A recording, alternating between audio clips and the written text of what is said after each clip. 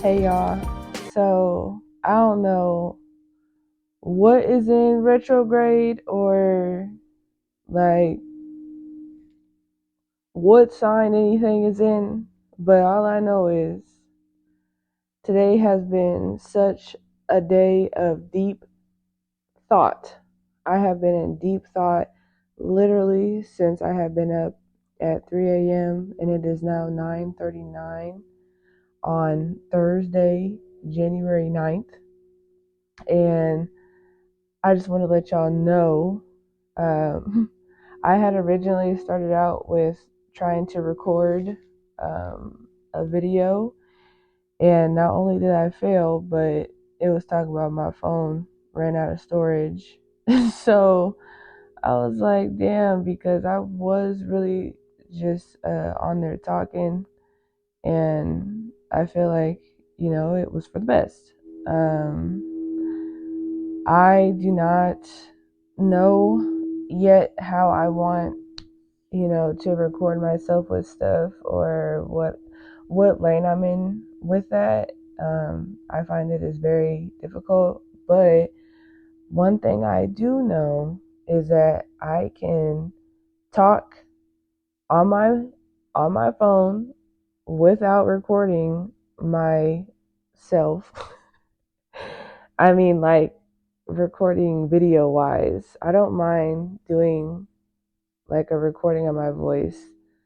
I am I feel like I am like no shade, like a Catholic when you be sitting in that booth and you talking like to the priest and confessing.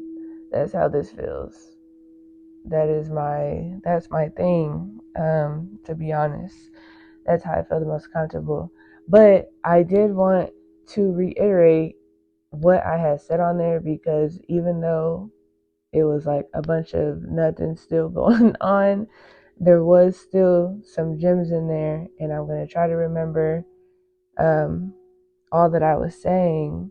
But one thing I do know for sure is that I was reflecting on the book that I've been listening to, A New Earth. Like, there are some books that like you just reread for no reason. Like, no, there's a reason, but anyway, A New Earth is one of those books. It is one of those books that just, same with The Power of Now, The Four Agreements. Like, there's just a couple books that I will replay because there's some real next level human being books. But anyway, A New Earth had this segment or chapter, where it was talking about the pain body.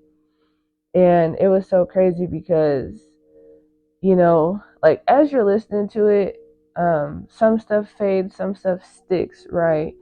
And like what my interpretation of the pain body is basically like your inner child, as some people would say.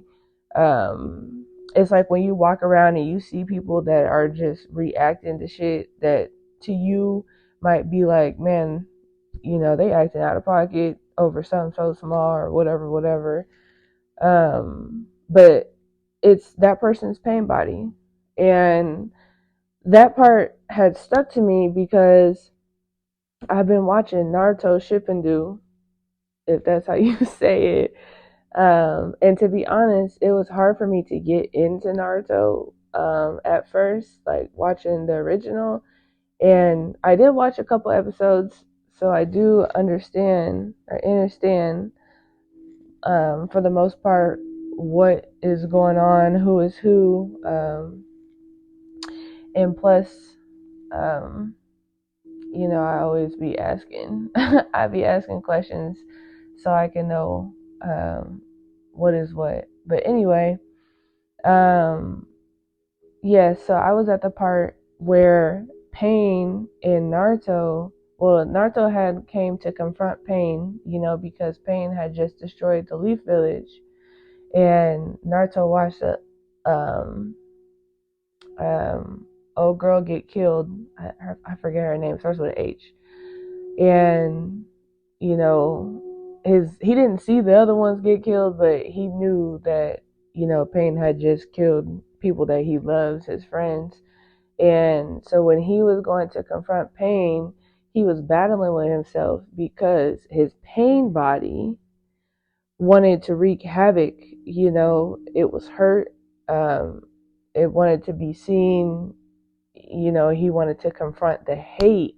And he was having flashbacks of Jiraiya talking to him about that, like confronting your hate. And I think I might have gotten that confused. I don't remember if it was Jiraiya or the moment he had with the fourth Hokage, his dad.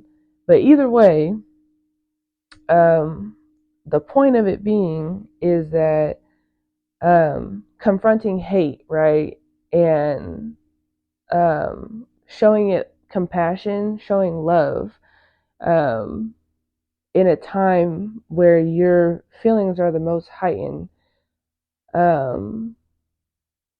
is a word, right? And that's what I was reading in the book, because like he was basically talking about how everybody walks around with their pain bodies and they're always reacting to stuff, and two things can coexist, which I be spamming that. I say that all the time to people because it's true. It's so true, and it's crazy that the book validated that and said it because I've been saying it.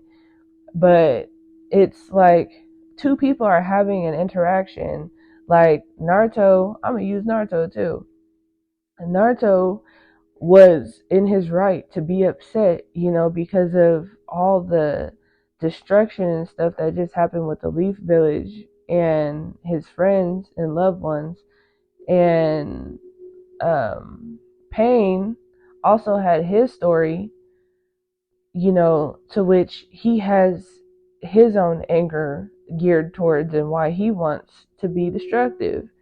And it's like, even though as watching as a viewer too, it's like you wanted to immediately invalidate anything that Pain was standing on, because it's like he done killed our favorite characters. Like, definitely when I thought Kakashi Sensei died, I was mad as hell. Like, I was about to be like, oh, this is probably gonna be a show I can't finish, because if it's gonna be like Game of Thrones type shit and you killing off my favorite characters, like, nah. But honestly, it was crazy what actually ended up happening, and Pain did the rebirth thing. But that's the thing, like Pain decided to do the rebirth jutsu after connecting with Naruto on a level where they both basically like listened and validated each other for what it's worth, you know, in each other's experiences. And like from there, Pain basically just sacrificed himself to bring back the people, which is crazy. But it just makes you think about how many interactions you have with people on a daily basis that truly challenge your ego, because that is what the book was focusing on, is the ego and the triggers, which I'm not even gonna sit here and act like I remember everything, but I do. It's up here. It's up in my mental. But I just have so many thoughts and stuff always going on that, I'm just going with the flow right now. So yeah, it was just crazy. It's crazy to think like you want to be worked up about something, but then you realize two things coexist. This was even happening with me, like even as I think about work.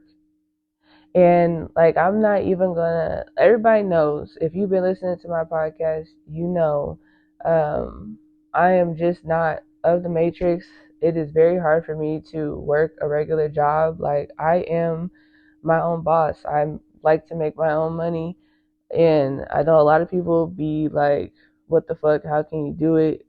You can. Like, if you got your own willpower and shit, and this is definitely a side mission, but if you have your own willpower to get some shit done and you are in alignment, shit is going to work for you. And that's just how everything works. As long as you are giving back and you are doing what you're supposed to do, life is going to happen for you. And the thing about it too is, even in the book, he addressed it as such. Like, life, if you tell life that life is bad and life is not, life is kicking your ass, life is going to address you as such. Life is going to say, okay, I'm going to continue to kick your ass. That's what you want. That's what, you're stuck in that victim mentality, and all you want to do is look for somebody to blame. So I'm going to give you something, like as your parents would say, I'm going to give you something to cry about type shit.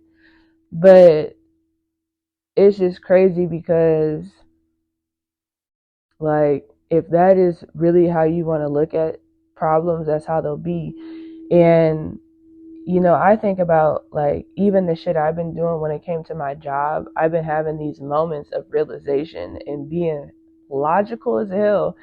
And I'm proud of myself because a lot of times, like, even at jobs that you fucking hate, you want to take shit personally, and like you want to feel like people are doing shit to get under your skin, to get to you, all this and that. And the crazy thing about it is that is all a narrative.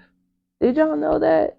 Like, yes, sometimes people might have ill intentions, but that is not your business. Like, it is not your business of what other people are doing, right? Like, and I'm gonna try not to lose y'all on this because I'm trying to pull this thought down from my mental, but like, no matter what your interactions are, just be neutral. Think from a neutral standpoint, right? Because your ego wants you to be triggered. Your ego wants you to see things how you are initially reacting to the shit. But if you take a step down, if you learn how to, like, literally take a deep breath and think about some shit, you will also see the other side of the coin, where it's like, nah, they not acting like you take accountability in that situation, and then you're able to see, like, it really could just be this though, and I'm tripping. Yeah. Like, for instance, if you really want to quit a job, like me, if I really want to quit a job, and let's say, like, stuff just starts happening up until that point where I've just hit my max of, like, I'm damn near ready to walk out this bitch today, right now, and somebody could say something to you, and you immediately, your pain body / ego wants to take it there. Like, oh, so you trying to be funny? Like, see, I knew these people was trying to get me out of here. Da da da. This, that, and the third. You going off about some shit, and a lot of times I feel like that's how we all react, right? And then you go tell certain people, and they validate exactly that. That, yeah, they could be acting like this and blah blah blah. But have you ever thought, like, the things are not connected? Like, they're not connected. And I don't know how else to explain this without, like, not getting too personal, but I might just fuck around and do it, like, even though it's out of my comfort zone for real with y'all. But okay, so for instance, at one of my jobs, you know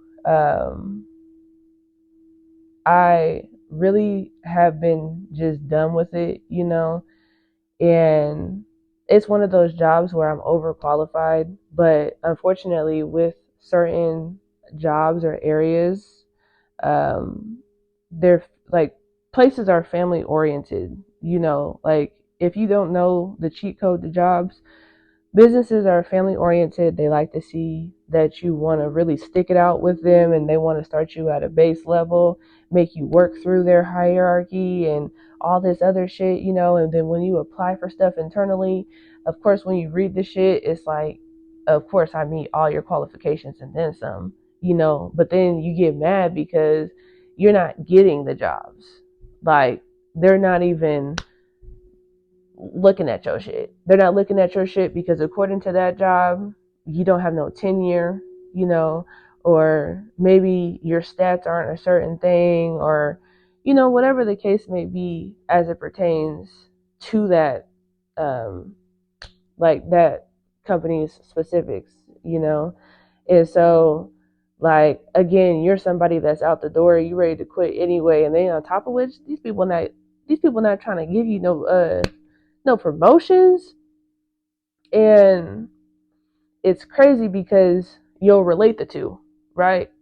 And you're just like, yeah, that's why I need to get the fuck up out of here, because these people are they're being racist, they're this, that, and the third. Like, I done talked to Susie, Quinn, Michael, and D'Angelo, and I keep asking people what's going on. So and so's getting a promotion, I'm not. But the real juiciness of all this, right, is at the center. Like, if you're being honest with yourself, is the job actually the one being unfair to you, or is it you? And what I mean by that is, like, have you started slacking, in the past couple of days? Because, like, realistically, your mind has left the job. Just like when you in a relationship, a female knows, like, when you mentally check out before you physically check out type shit. Like, have you checked out? Have you been slacking in areas, where you're supposed to be excelling? Because if you want to be in that domain of things, you have to I can't even talk. You have to follow their hierarchy, right?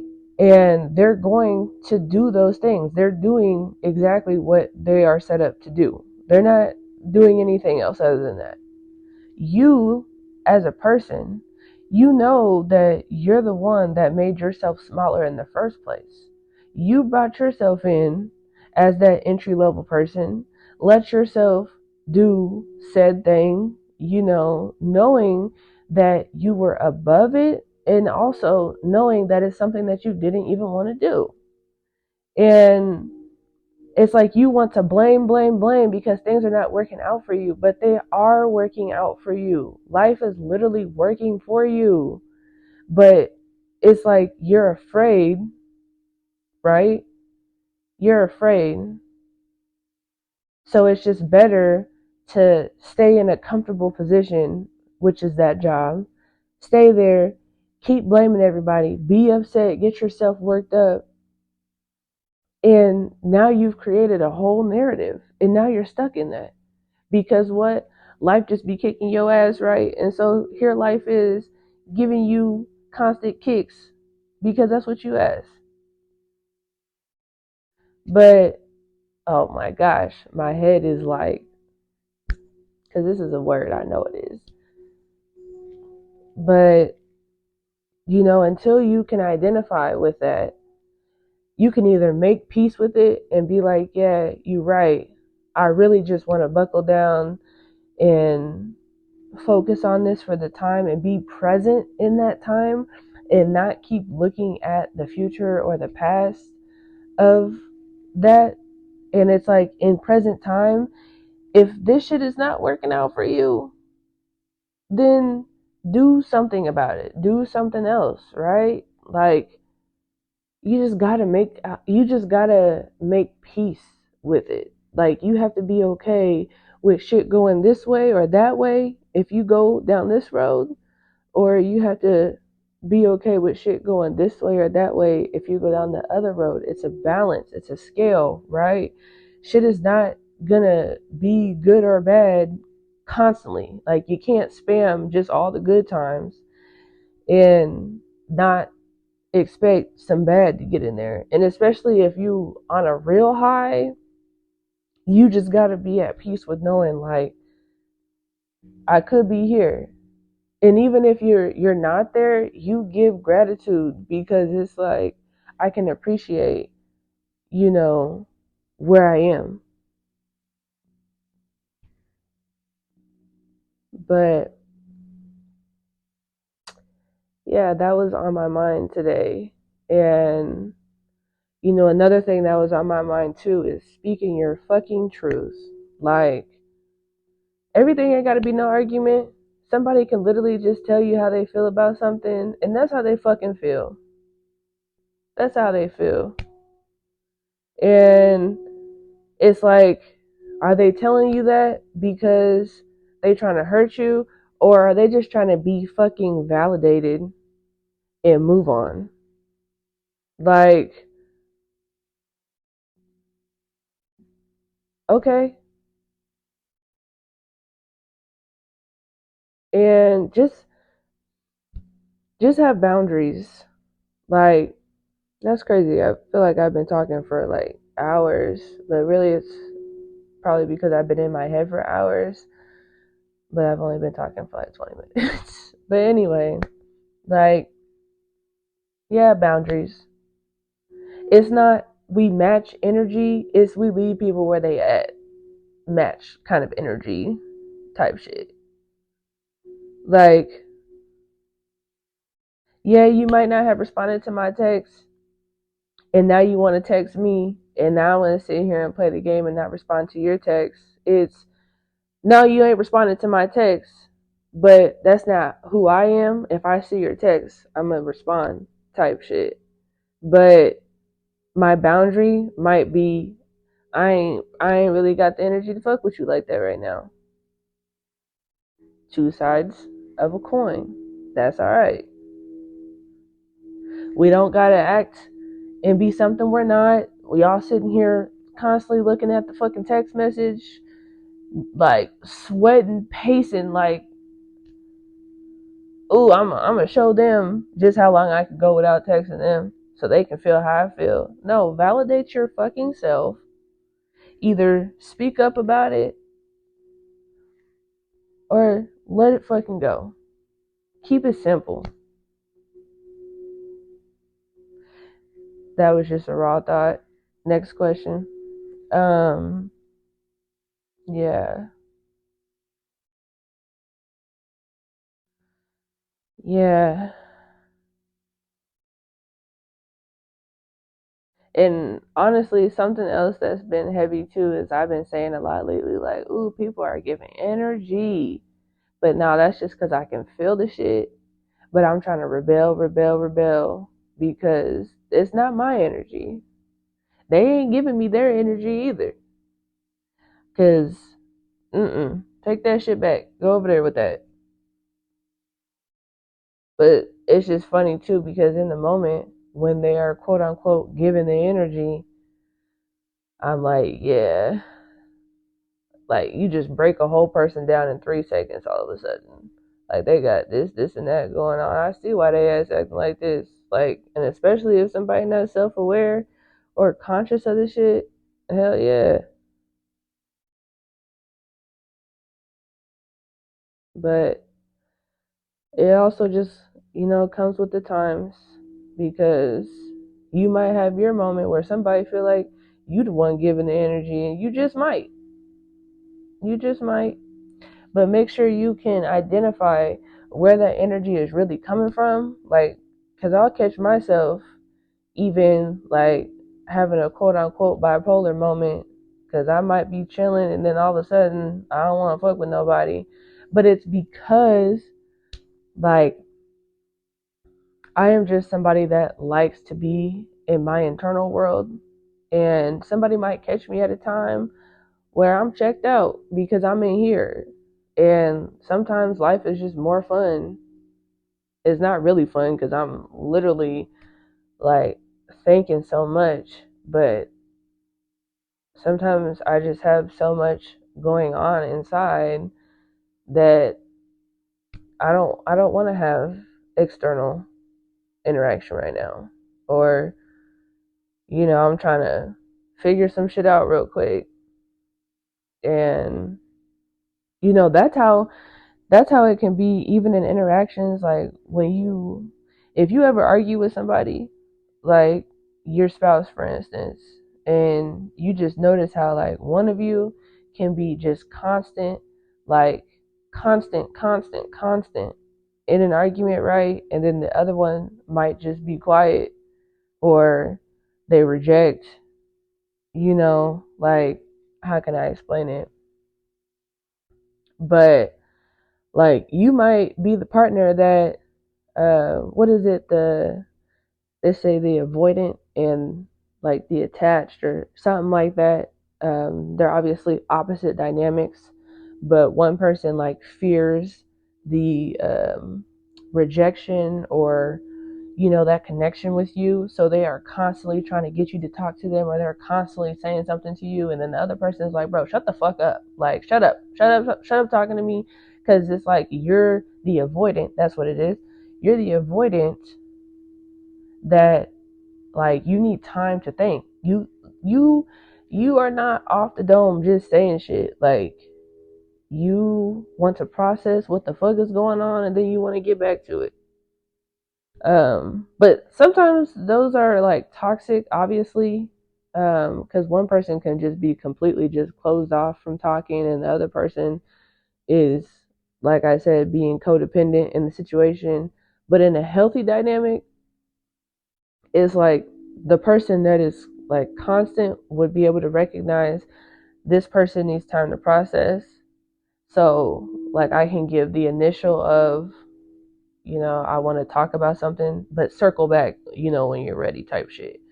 Or the other person, the avoidant, can be like, I hear, like, you want to talk about this, but give me a second, to be able to communicate the two. But I am the avoidant person. Like, and to be honest, I've been both before. Like, when I was younger, I definitely used to be the more attached form before I knew better. And I would just be saying stuff. And I would just be so mad because it's like after the argument, then you feel some type of way. Like, ain't no way I was just sitting here begging your ass to talk to me. So then you flip to like an avoidant style because like you feel some type of way, and like your ego feels some type of way about how that person may have treated you. And now you like, oh, now I'm about to show your ass since you want to be cool now. But like, I don't know. I don't know. But like being an avoidant, I don't I don't know.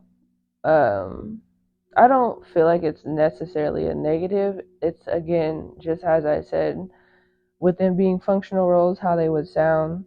Um but it's not like I don't like to be too checked out of stuff. I just want to be able to process because I know that I am fire by nature.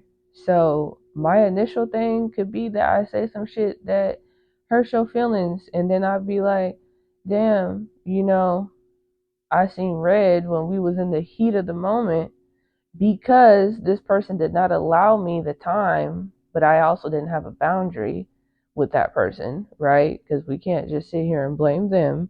I didn't allow myself to have a boundary to dismiss myself from this interaction so that I could properly process what is going on. But instead, I let myself indulge, nod and wish death upon you and your homie, and then I'm like, damn, shit's sad. And now we might not ever be cool again because it's like, damn, I can't fuck with nobody that da da da da, and then you just gotta accept that. Like, when words come to words, you gotta be able to accept that. And it's like if you're not willing to accept that, then be able to see that and take accountability in the now. Like right now. Get that shit together. But this was a short but simple journal today. It was a heavy one. And I know y'all not going to hear it till next month. But shit, the main thing is to just be fucking consistent and figure the shit out, because we gonna figure it out one day at a time. But anyway, until next time, y'all.